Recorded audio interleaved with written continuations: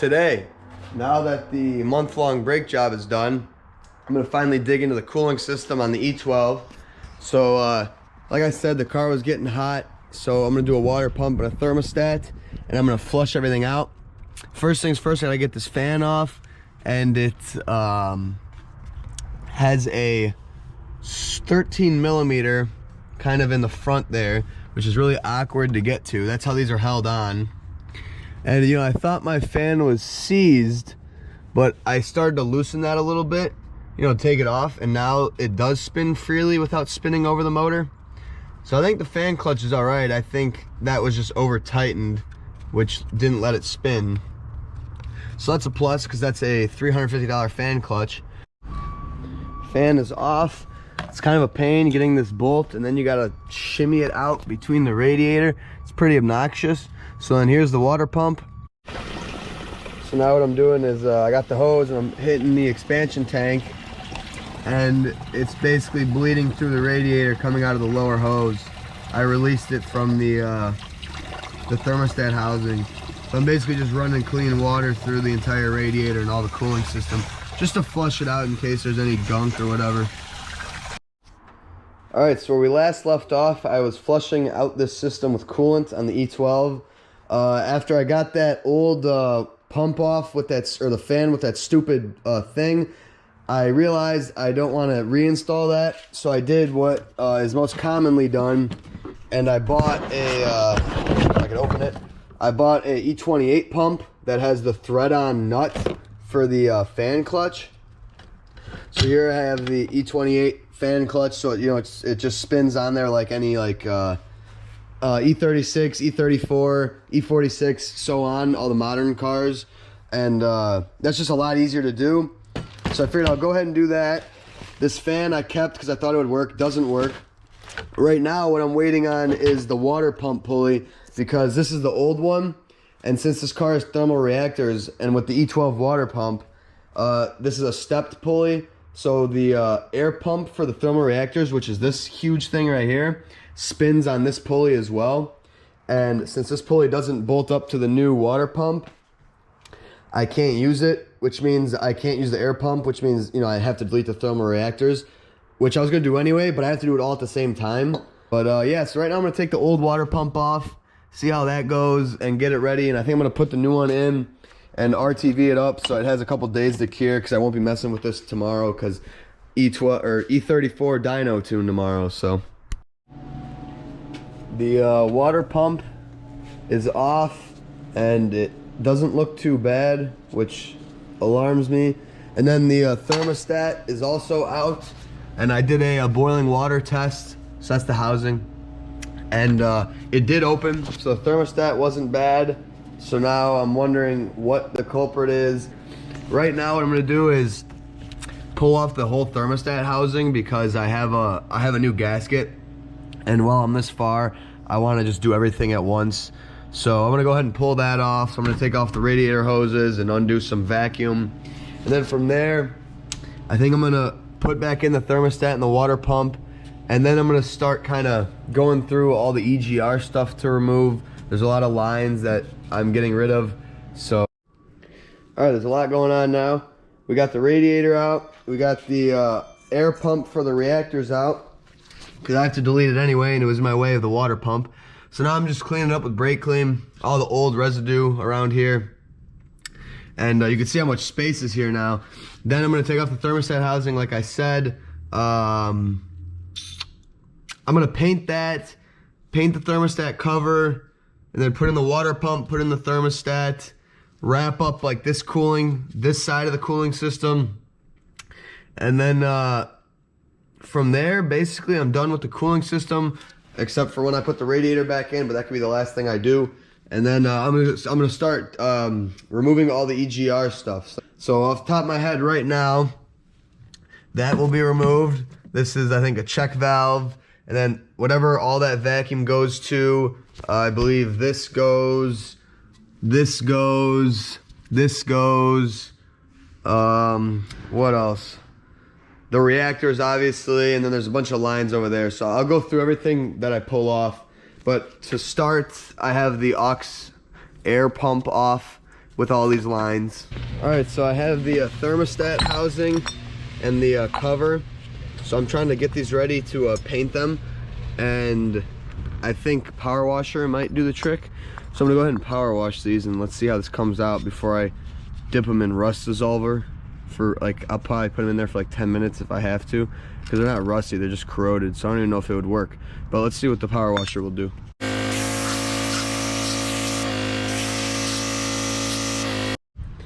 All right, so that was a waste. That did not work. Power washer does not get off like this corrosion and grime, unfortunately. So I think I'm gonna keep going with a wire wheel. Damn. Okay, so there is a hole right there in that neck. I don't know if it's, I think it's further enough to the end where I think I can hose clamp the hose over it and it'll be fine. Well, let's hope that doesn't leak, because I don't want to buy a new one. I got the thermostat housing painted, cleaned and painted, and now I got to do the cover. So I got to wire this up and just spray it. I'm not able to get everything off, but good enough, and that looks pretty sweet. So I'm just using my leftover caliper paint. It's high temp paint. I don't think it should matter.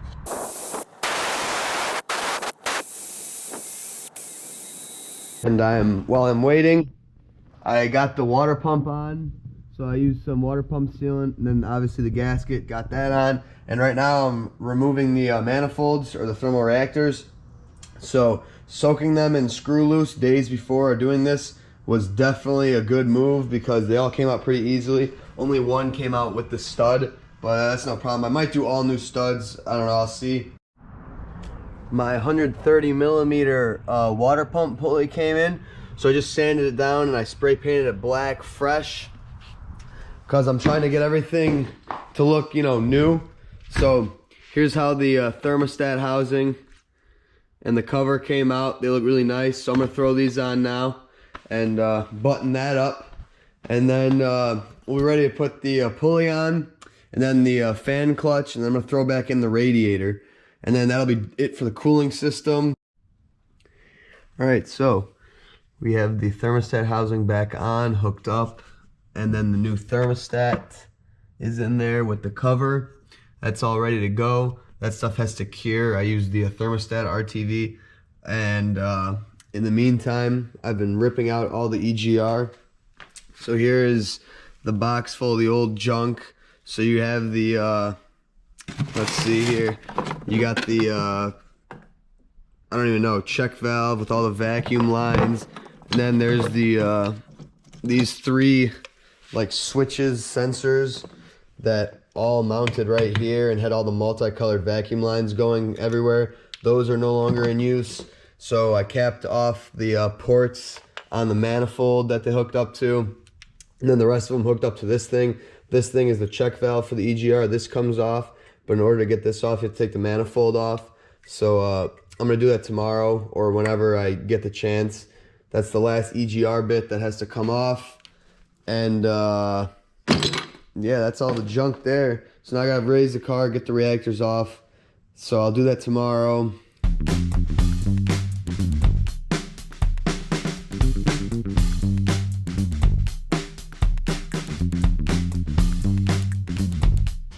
So a couple things here. We got one reactor off, or the studs off the downpipes, easy. Then this one, 2 of the 3 are easy. And then the one over here, I cannot get to it with anything. So it kind of stuck there. So right now I'm basically undoing this back reactor off the cylinder head. And I'm gonna pull that one off. There'll be more room.